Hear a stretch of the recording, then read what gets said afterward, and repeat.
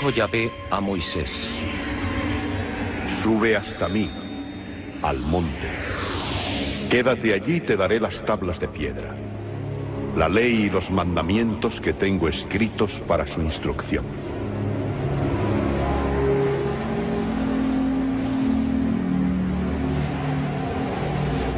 Y subió Moisés al monte, y la nube cubrió el monte. La gloria de Yahvé descansó sobre el Sinaí, y la nube lo cubrió por 6 días. Moisés entró dentro de la nube, y permaneció en el monte 40 días y 40 noches.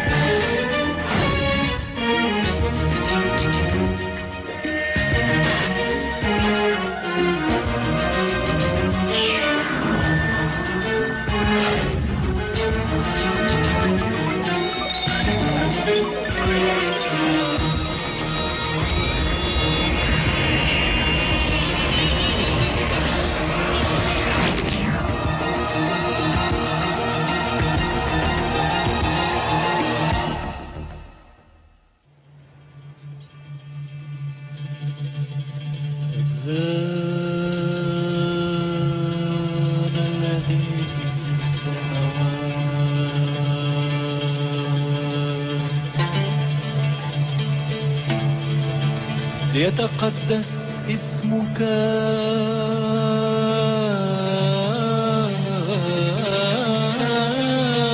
لتكن مشيئتك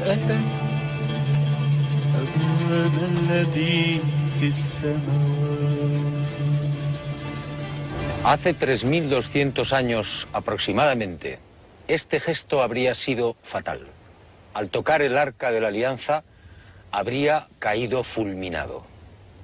Hoy quiero contarle una nueva historia. La historia del objeto sagrado más enigmático, codiciado y mortífero. Sígame. Venga conmigo al planeta encantado de los sueños. Y Yahvé habló a Moisés y le dijo: Harás un arca de madera de acacia de 2 codos y medio de largo, 1,5 codos de ancho y 1,5 codos de alto. La revestirás de oro puro, por dentro y por fuera la revestirás. Harás también varales de madera de acacia que revestirás de oro, y los pasarás por las anillas de los costados del arca para transportarla. Los varales deben quedar en las anillas del arca y no se sacarán de allí. Y en el arca pondrás el testimonio que yo te voy a dar. La península del Sinaí. Más de 62.000 kilómetros cuadrados estratégicamente situados entre África y Asia. Un desierto sofocante habitado por 200.000 personas, la mayoría beduinos, y gobernado por la cadena montañosa del Sinaí, el desierto del Éxodo. Un vasto complejo granítico en el que se alcanzan 50 y 60 grados Celsius durante el día y hasta 20 grados bajo cero durante la noche. Un macizo desnudo, antaño poblado por el leopardo y por el que serpentean los caminos más antiguos del mundo. Aquí, en la llamada Montaña de Dios, en este lugar emblemático para judíos y cristianos, nace la historia del Arca de la Alianza. Un objeto cuya pista se ha perdido y que, sin embargo, continúa levantando polémica. Un objeto santo que llegaría a provocar más de 1 millón de muertos. Una historia repleta de dudas, leyendas y contradicciones. Sabemos muy poco de ella, pero lo que conocemos es tan fantástico como terrorífico. No pretendo desvelar su misterio. ¿Quién podría hacerlo? Me limitaré a contar lo más sobresaliente de aquella increíble aventura.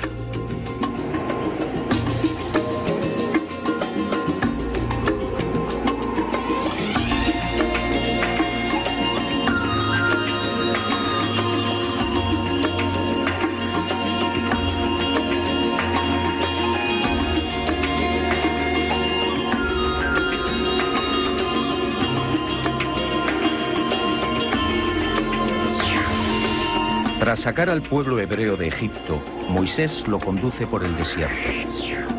En las cercanías del Sinaí, Bezalel y sus artesanos construyen el arca. Y Moisés guarda en ella los 10 mandamientos, las tablas de piedra de la ley. Y empiezan los prodigios.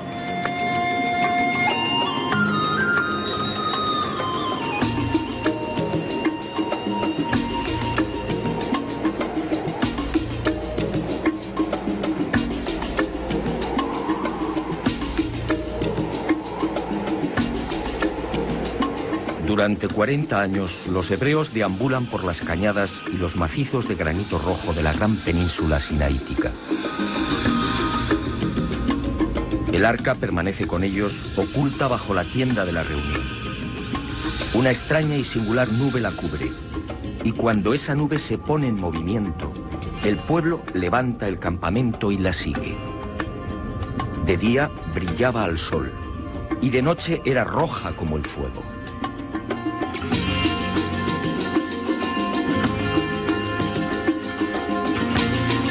Y el arca, asegura la tradición rabínica, tenía incluso la virtud de volar. Y así lo hacía cuando Moisés lo solicitaba.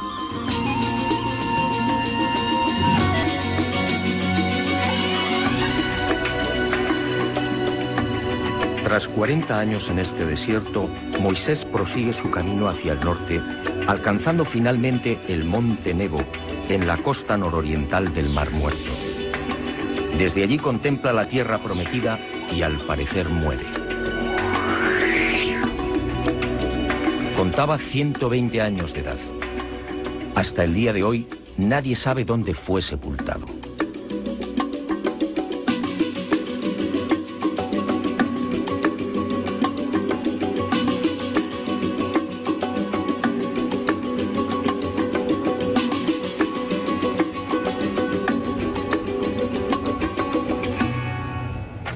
A partir de este lugar, el Arca de la Alianza volvería a cobrar un especial protagonismo. El pueblo hebreo estaba a punto de asistir a todo un gran prodigio. Sígame y juzgue por sí mismo.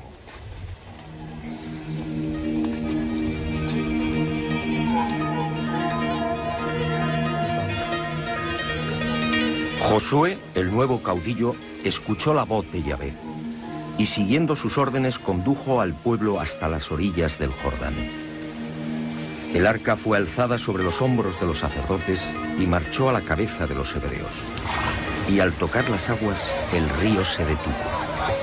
Y dice el libro de Josué: las aguas que bajaban de arriba se detuvieron y formaron un solo bloque a gran distancia, mientras que las que bajaban hacia el mar de la sal se separaron por completo, y el pueblo pasó frente a Jericó. Los sacerdotes que llevaban el arca de la alianza de Yahvé se estuvieron a pie firme, en seco, en medio del Jordán, mientras que todo Israel pasaba en seco hasta que toda la gente acabó de pasar el Jordán. Y cuenta la Biblia que por delante del pueblo cruzaron unos 40.000 guerreros armados, dispuestos al combate y hacia la llanura de Jericó. Y me pregunto, ¿cuánto pudo durar el milagro? Según los especialistas, amén de esos 40.000 guerreros, el grueso de las 12 tribus de Israel podía oscilar entre 250.000 y 500.000 almas, sin contar rebaños, carros y animales en general. ¿Qué clase de artefacto era el arca? ¿Cómo pudo inmovilizar un cauce con un volumen aproximado de 500 metros cúbicos por minuto?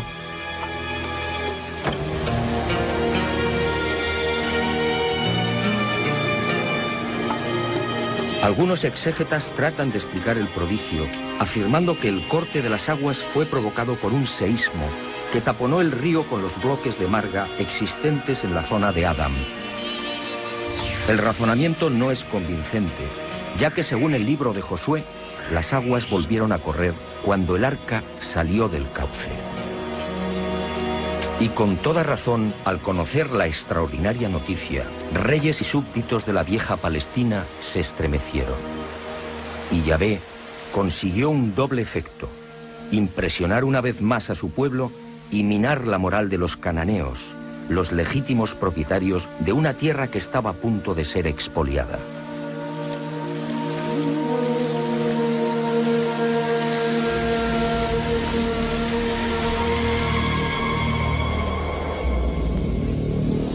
Días más tarde, el Arca de la Alianza actuaría de nuevo. Eso al menos es lo que se deduce del capítulo 6 del libro de Josué. Yahvé volvió a dirigirse a Josué y le dijo: Mira, yo pongo en tus manos a Jericó y a su rey.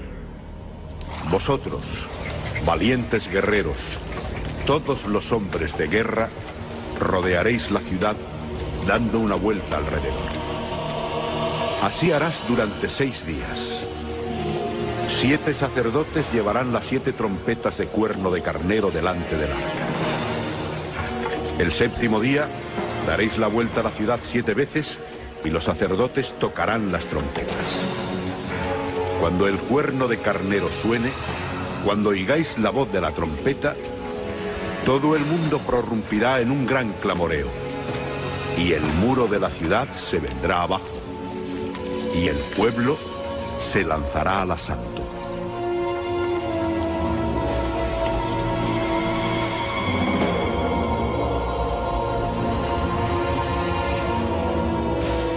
Y así fue. Los altos y robustos muros cayeron y miles de personas, incluyendo niños, mujeres y ancianos, fueron pasadas a cuchillo. Y el pueblo hebreo, una vez más, quedó sobrecogido ante el mortífero poder del arca. Y durante algo más de un siglo, el Arca de la Alianza quedaría en el olvido. Fue hacia el año 1000 a.C. cuando la misteriosa caja de madera y oro entra de nuevo en escena. ¿Y de qué forma? Los filisteos, el mítico pueblo llegado del mar y que en aquel tiempo ocupaba las costas de Israel, desafiaron al rey David. Las batallas se sucedieron y en una de ellas, ante la gravedad de la situación, los hebreos, recordando las antiguas hazañas del arca, optaron por sacarla del santuario de Siloé, donde había permanecido largo tiempo. Esta vez, sin embargo, los designios de Yahvé eran otros.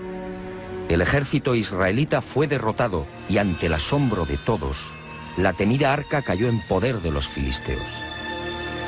Y el pueblo hebreo vivió uno de los momentos más trágicos de su historia. Pero el arca no había perdido su poder, y los filisteos supieron de su fuerza destructiva. Las ciudades de Asdod, Gat y Ecrón resultarían asoladas por sendas plagas de ratas y tumores. 7 meses duró la tragedia, y los filisteos, comprendiendo, tomaron la decisión de deshacerse del arca. La colocaron sobre un carro y los bueyes, sin conductor, tiraron de ella. Y el arca fue a detenerse en Bet-Semes, un pueblo hebreo. Pero el sanguinario Yahvé no había dicho la última palabra. La alegría de los hebreos duraría poco. El arca fue depositada sobre una gran piedra. Y una noche, movidos por la curiosidad, algunos de los jóvenes burlaron la vigilancia y abrieron el arca. Y miraron en su interior.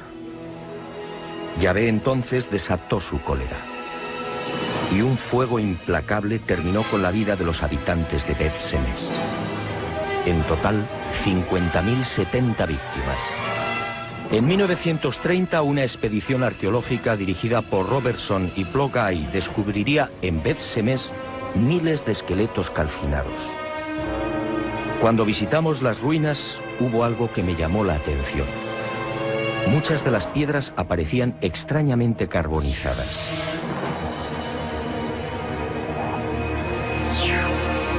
Los escasos supervivientes de Bet-Semes, al igual que sucediera con los filisteos, no consintieron que el arca siguiera en sus tierras. Y fue trasladada a las colinas de Kirjat Yarim.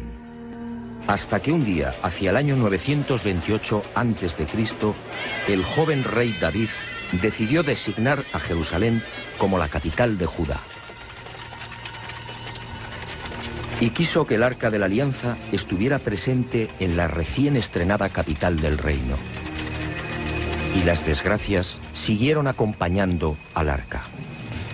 Esta vez ocurrió en el traslado desde las colinas de Kiryat Yarim.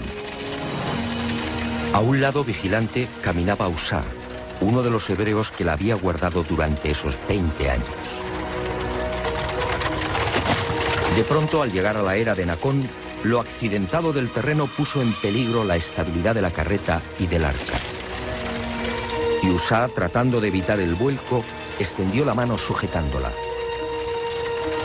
El libro segundo de Samuel es contundente. Entonces la ira de Yahvé se encendió contra Usá. Allí mismo le hirió Dios por este atrevimiento, y murió allí junto al arca de Dios.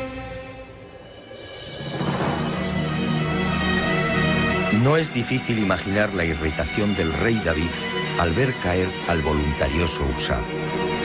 ¿Qué mal había hecho? Y David suspendió el traslado a Jerusalén. 3 meses después, los rabinos informaron al rey. La familia que fue designada para guardar la mortífera arca había prosperado espectacularmente. Solo entonces fue recibida en Jerusalén.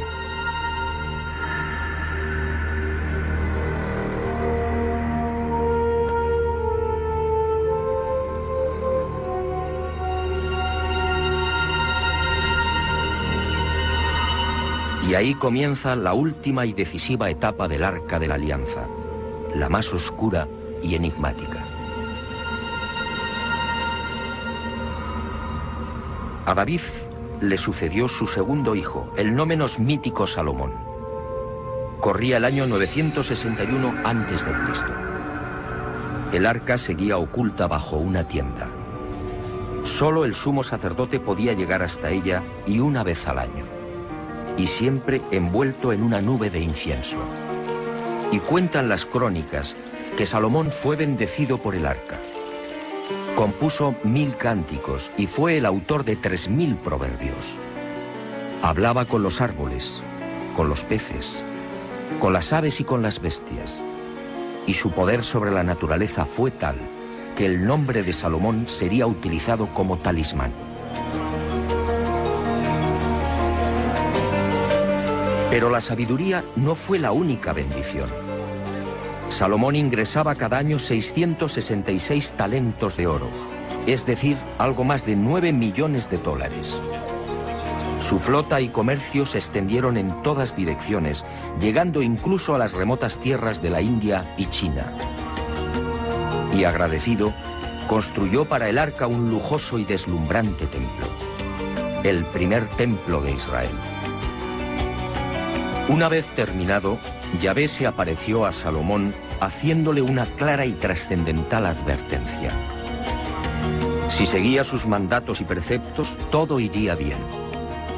Pero si él o sus hijos volvían el rostro hacia otros dioses, aquel templo sería destruido e Israel quedaría como escarnio de todos los pueblos.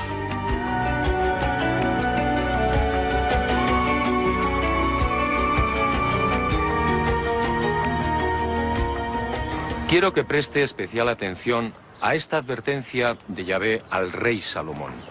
En mi opinión, la clave para entender el destino final del Arca de la Alianza. Un destino muy distinto al que nos han contado.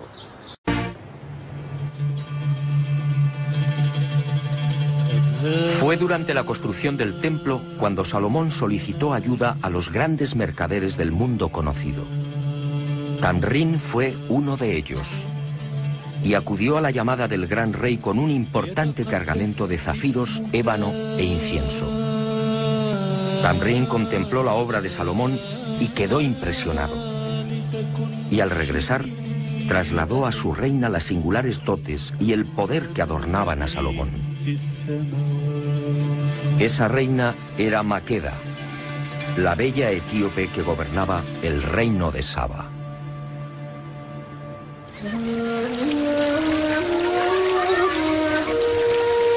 La reina de Saba no lo dudó. Su país era rico en especias y resinas aromáticas como el incienso y la mirra, y quiso fortalecer las relaciones comerciales con el poderoso vecino del norte. Esa en realidad fue la razón principal que movió a la joven virgen a viajar hasta Jerusalén. Un viaje de 2.500 kilómetros. Un dato que dice mucho sobre el coraje y la fuerte personalidad de la reina de Saba. Maqueda también quedó deslumbrada. Y esa misma leyenda tomada de la Gloria de los Reyes, el libro que narra la épica nacional etíope, nos dice que al final de su estancia en Jerusalén, Maqueda fue seducida por el mujeriego Salomón. Y Maqueda parte hacia Saba, sin saber que está embarazada. Antes de abandonar Jerusalén, Salomón le hace entrega de un anillo y le dice: si tuvieras un hijo mío, envíamelo. Si porta este anillo, sabré que yo soy su padre. El niño creció y al llegar a los 18 años, Maqueda lo envía ante Salomón. Y Salomón le da un nuevo nombre, David, en memoria de su abuelo. Y llega el día de la despedida. Salomón decide que el hijo de Maqueda sea escoltado hasta Saba por 1 millar de jóvenes, hijos de los principales dignatarios de Israel. La orden de Salomón no gusta a los israelitas. Y según la leyenda etíope, sucede un hecho desconcertante. Uno de los jóvenes elegido para acompañar al hijo de la reina de Saba maquina un plan para vengarse de Salomón. El tal Azarías, hijo de Sadoc, el sumo sacerdote, se las ingenia para robar el arca de la alianza, dejando en su lugar una réplica. Y la comitiva se pone en marcha. Pero algo extraño sucede. Y según el libro sagrado de los etíopes, según reza en la Gloria de los Reyes, el poder del arca cubrió de nuevo a los caminantes. Sin saber cómo, hombres y carretas fueron elevados en el aire y transportados así hasta el vecino Egipto. Y planeando como el águila sobre el viento, la expedición gana las orillas del Nilo en un solo día. Un trayecto que exigía 13 jornadas. A su paso por Egipto, los ídolos son derribados.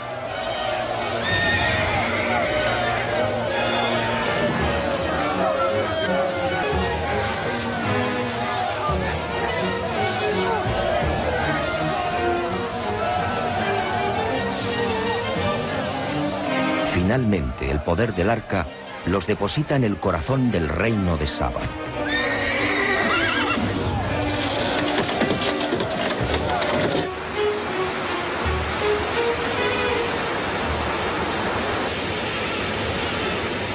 El mítico reino de Saba, un próspero territorio que abarcaba parte del actual Yemen y Etiopía.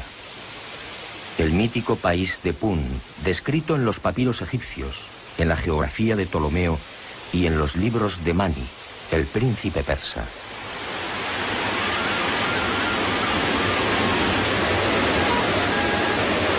El rico paraje del que partían el incienso, las especias, el oro rojo y las maderas sagradas.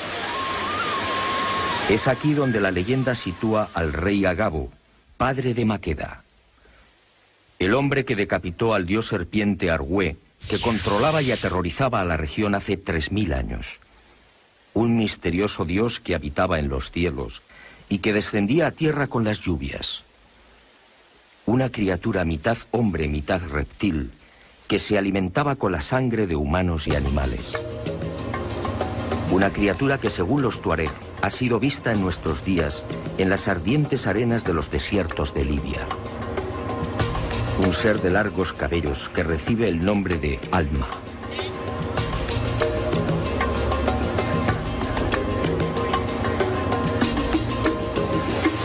Los cristianos etíopes se aferran a la leyenda y aseguran que el arca, una vez en el reino de Saba, fue escondida en un viejo monasterio en la orilla oriental del lago Tana.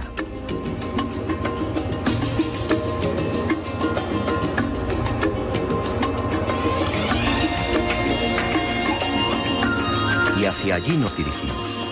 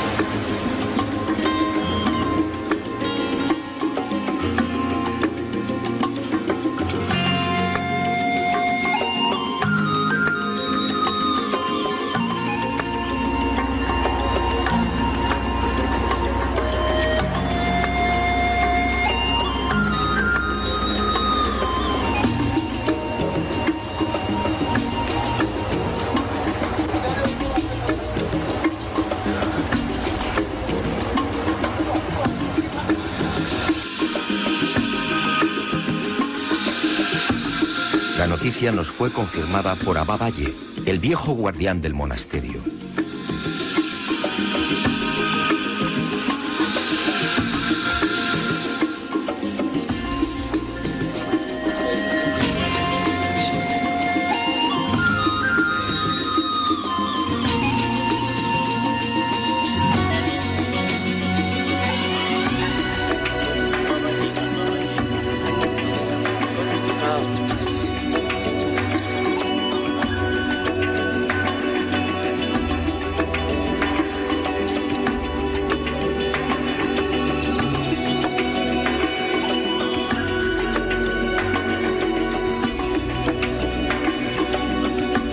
Y aquí permaneció durante 1100 años hasta que el rey Ezanas se convirtió al cristianismo en el 303 de nuestra era. Entonces, aseguró Abba, el arca fue trasladada a la ciudad de Aksum, la capital del reino de Maqueda.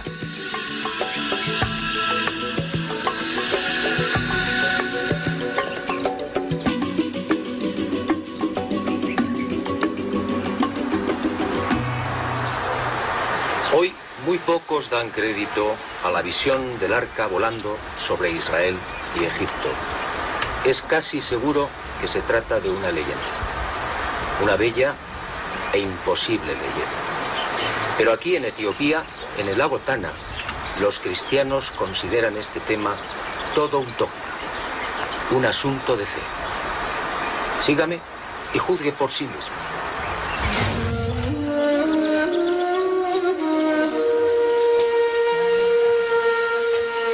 Y digo bien, una bella e imposible leyenda.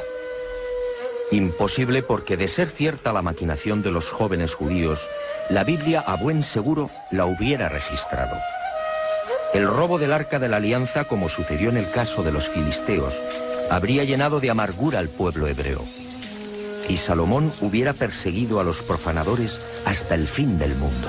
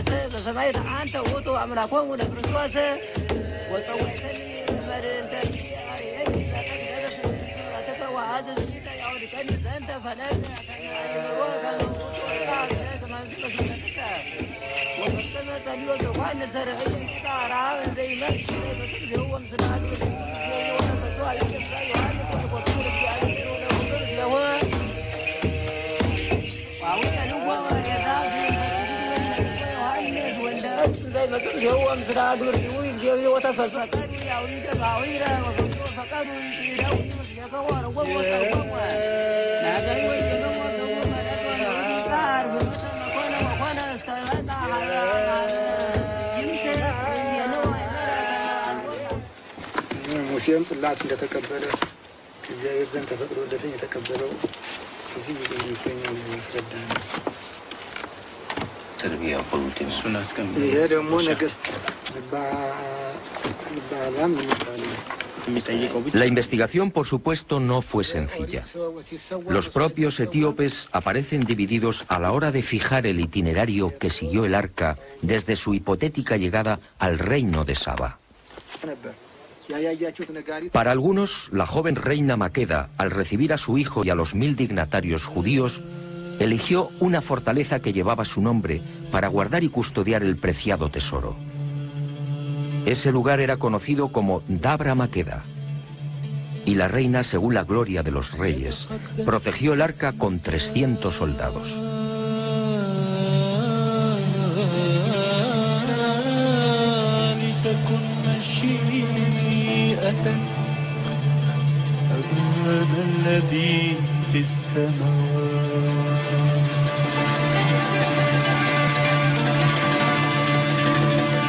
Pero existe incluso una tercera versión. Para otros etíopes, nada más pisar Saba, el Arca de la Alianza fue trasladada a las montañas de Tigré, en la frontera con la actual Eritrea. Y allí, en una ermita excavada en las paredes rocosas del monte Fashi, permanecería hasta el siglo IV de nuestra era, cuando el citado rey Ezanas la condujo a la capital del reino, Aksum.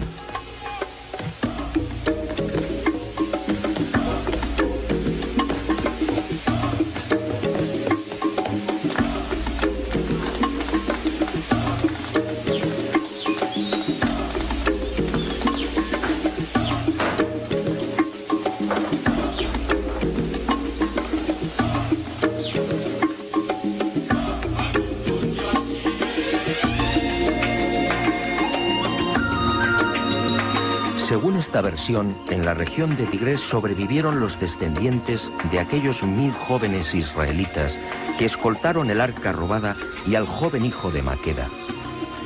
Son los falasas, los judíos negros, una supuesta tribu perdida en África.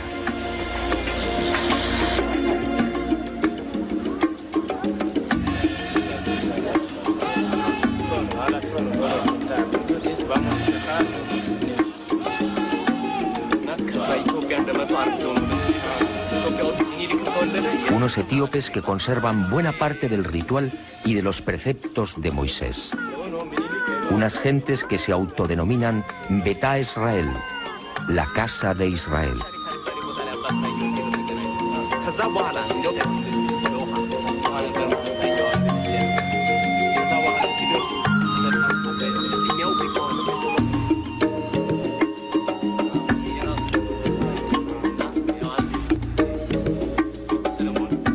Pueblo que acepta y cree en el traslado del arca hasta Saba.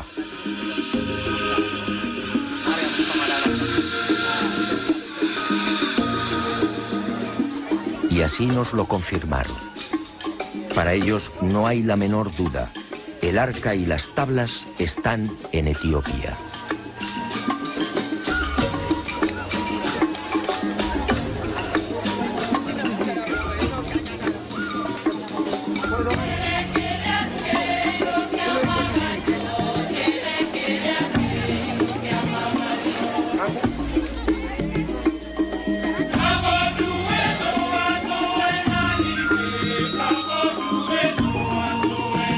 Nuestra búsqueda prosiguió, aunque como era de prever, con escaso éxito. En 1531 la supuesta arca cambia nuevamente de emplazamiento. Las tropas musulmanas de Ibrahim, alias el zurdo, atacan Aksum y los etíopes cristianos la sacan de la ciudad, escondiéndola en la pequeña isla de Tulo Gugo, en el lago Ziguay.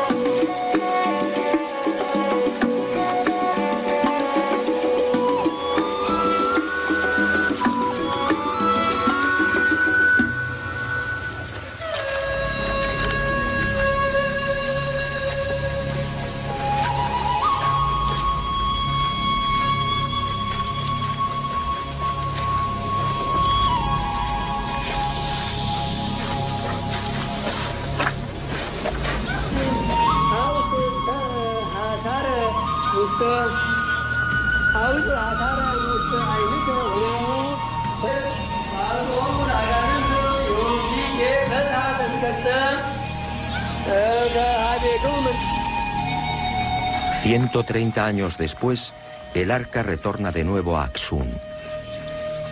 Y allí continúa según los etíopes.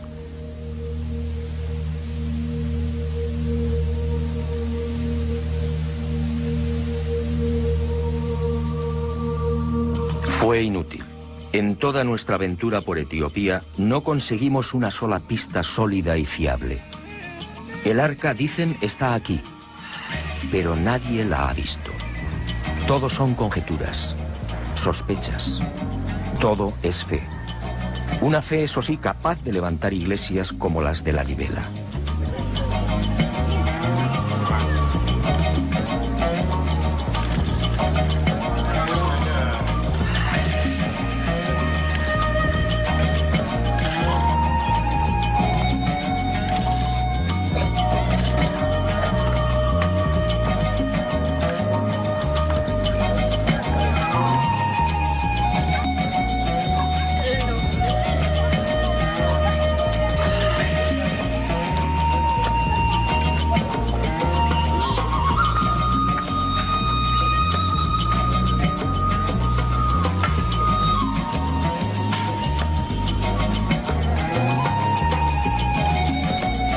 La Libela, otra ciudad santa para la fe etíope. Sus 12 iglesias excavadas en la toba volcánica hace 800 años son otras tantas oraciones en piedra. La tradición asegura que fueron talladas por el emperador Lalibela después de un viaje milagroso por el aire hasta Jerusalén. Por eso rezar, vivir o morir en Lalibela es todo un seguro de salvación. Lalibela para los etíopes cristianos es la segunda Jerusalén. Así lo acreditan nombres como Betania, Gólgota, Río Jordán o Monte de los Olivos.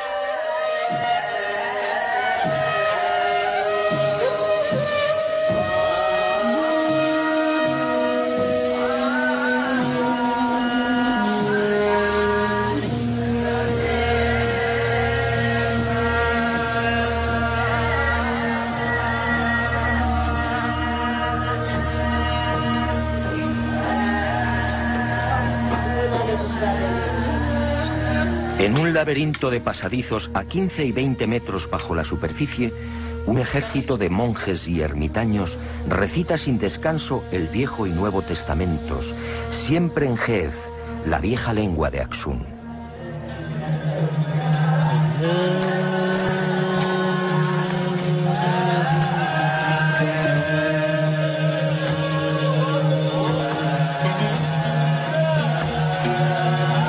ليتقدس اسمك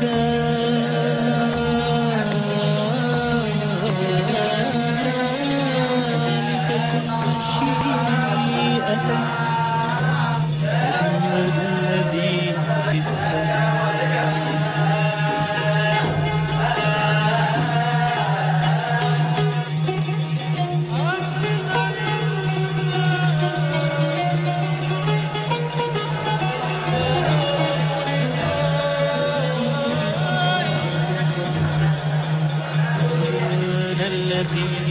Y ha sido justamente esa fe la que ha mantenido a Etiopía frente al hambre, las guerras y la desolación.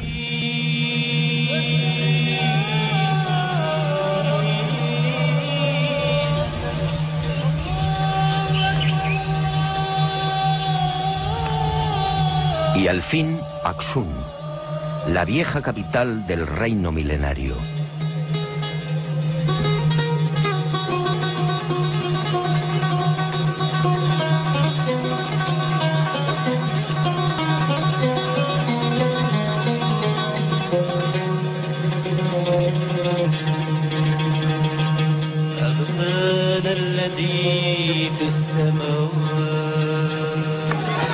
En la actualidad, Axum es un lugar tranquilo y agrícola, sin casi memoria de su antiguo esplendor.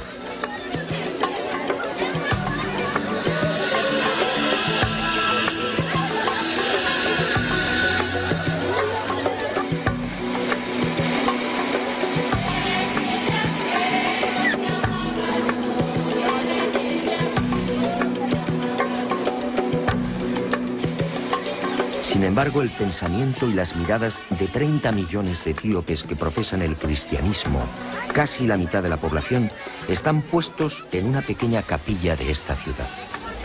Santa María de Sion, el templo más sagrado y en el que, según la tradición, se guarda el Arca de la Alianza.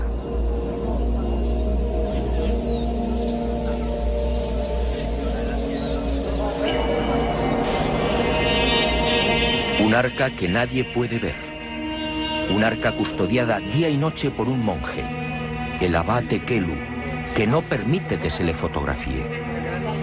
Hablamos con el abá Mekonnen, custodio de los tesoros de Santa María de Sion, pero fue inútil. Aquí, según él, se encuentra la verdadera arca, la que fue robada al rey Salomón. ¿Ver el arca?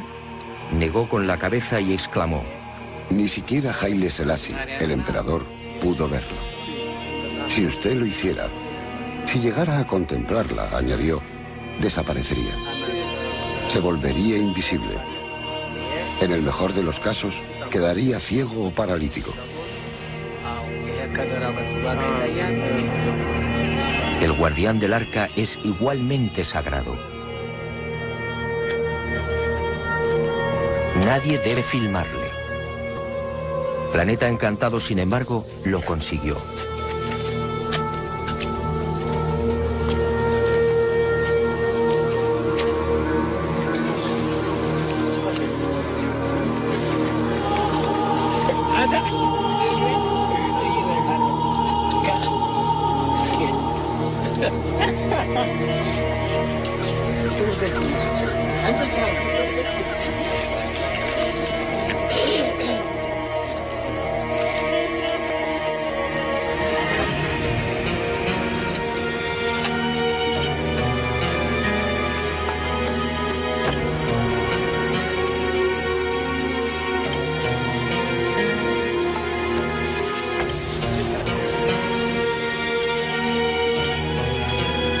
Después de 3 días de paciente espera, nuestras cámaras lograron sorprenderlo junto a la reja que cierra el pequeño santuario.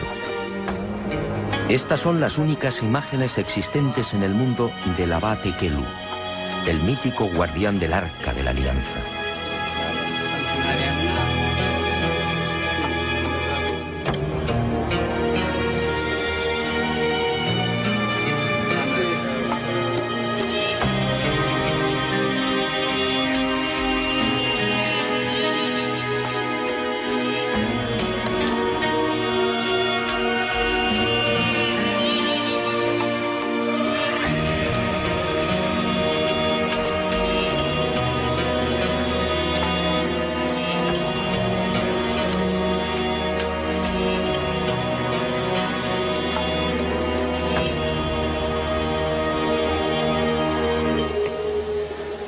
Es preciso ser sincero.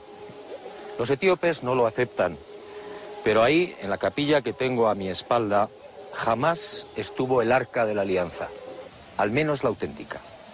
Tanto la historia como el sentido común lo niegan. Se trataría, en todo caso, de un bello sueño, un deseo imposible. Insistir no tenía sentido. Abate Kelu es un hombre especialmente entrenado para este tipo de visitas y preguntas. Tiene 74 años y lleva 4 como guardián del arca. Y así continuará hasta el día de su muerte. Jamás se aleja de la capilla. Hacerlo sería el peor de los sacrilegios. Abate Kelu es el único mortal que puede ver el arca. Y fue a lo largo de la investigación cuando descubrí algo que aclaró mis ideas en esta oscura y delicada historia. La fe de los etíopes en el arca y en el hecho de que fue robada y trasladada al reino de Saba se sustenta en un libro, el ya referido Kebra Nagás, o la gloria de los reyes. Lo que no saben o no quieren saber los cristianos etíopes es que esa épica nacional fue adulterada intencionadamente. Todos los historiadores coinciden. El libro en cuestión fue armado por un tal Yesak, un monje del siglo XIV. Se hizo eco de las leyendas y escritos que rodaban sobre la visita de Maqueda a Jerusalén y falseó la realidad, fundamentando así el supuesto origen sagrado de los emperadores etíopes. Un linaje nacido del mismísimo Salomón. Un linaje justificado por la sangre, por la unción de Salomón al hijo de Maqueda y por la presencia en Etiopía del Arca de la Alianza. De esta forma, la nación etíope aparecía como la legítima heredera de Israel. Yesak falseó los hechos. La reina de Saba visitó a Salomón. Eso es correcto. y es posible que tuviera un hijo con el gran rey hebreo. Y es verosímil incluso que ese hijo se trasladara a Jerusalén y que fuera educado en los preceptos de Yahvé, regresando a Saba con una nutrida escolta judía. Lo que no es creíble es que 4 jovencitos pudieran penetrar en el Sancta Sanctorum del templo y robar el arca. En aquel tiempo, de los 18.000 sacerdotes y levitas que atendían el culto, alrededor de 300 permanecían permanentemente en el interior del templo, sin contar el servicio de vigilancia exterior. Nadie, judío o gentil, hubiera podido llegar siquiera a las escalinatas que conducían al Santo de los Santos. ¿Qué fue entonces lo que pudo suceder? Cabe la posibilidad de que Salomón obsequiara al hijo de Maqueda con una copia del arca. Y esa réplica, en efecto, llegó a Saba. Eso fue todo. El resto es leyenda y, como decía, manipulación pura y dura. La presencia del arca en Etiopía, en suma, no resiste el menor análisis histórico.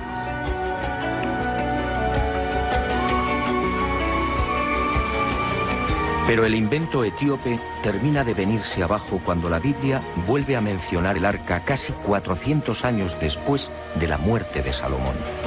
En el libro segundo de los Macabeos se rompe el largo silencio y el autor Jasón de Cirene explica cómo la sagrada caja de acacia y oro es puesta a salvo de la invasión persa por el profeta Jeremías. ¿Qué había ocurrido? ¿Qué fue de la terrorífica arca tras la muerte de Salomón en el año 922 a.C.?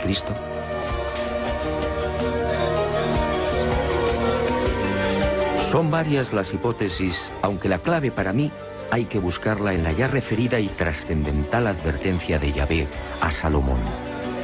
Si vosotros y vuestros hijos os volvéis de detrás de mí y no guardáis los mandamientos, yo arrancaré a Israel de la superficie de la tierra. Y el mujeriego Salomón olvidó las palabras de Yahvé. Y cuenta el libro primero de los Reyes que, llegada a la ancianidad, el sabio y poderoso rey se dejó tentar por sus mujeres, adorando a los ídolos y construyendo incluso un altar a Quemos, una de las divinidades de Moab. Y el implacable Yahvé cumplió su amenaza. Tras la muerte de Salomón, todo fue confusión, guerras y dolor. Una situación caótica que culminaría con el asedio de Jerusalén por las tropas de Nabucodonosor II en la primavera del 587 a.C. La ciudad santa fue tomada y el templo arrasado, y 830 familias judías fueron deportadas a Babilonia. Y surge la gran pregunta: si la terrorífica Arca de la Alianza había sido utilizada a lo largo de la historia para combatir a los enemigos de Israel, ¿por qué no fue empleada contra la invasión persa?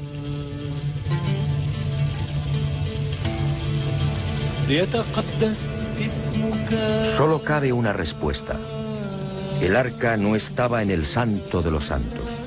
Alguien muy oportunamente se la había llevado.